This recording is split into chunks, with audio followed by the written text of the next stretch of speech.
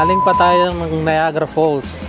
Niagara Region, actually, Niagara Region. So, nung nakita ko, kasalanan to ni Paring Jess, nung nakita ko na nakapost siya kanina, sabi ko, Days Kitchen. Sabi ko, ito yung lagi niyang binablog. So, sabi ko, matikman nga natin to.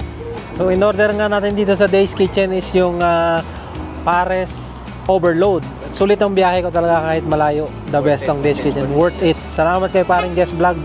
Kasalanan naman to, pero napakasarap. Yung texture ng meat is goods. Pero bulaklak, napakasarap. Yung sauce, lapot niya, goods, lahat. May bonus ka pa na tawag doon, bone marrow. Unang sip-sip, tagos na tagos ka agad sa pagsip-sip. Talagang napakasarap. Solid na solid. Hindi naman nasayang yung aking pagbiyahe dito sa Scarborough. Kahit na nasa Niagara tayo, talagang sulit yung kanilang beef pares. Ito na nga yung huling araw ng summer at taglamig na nga.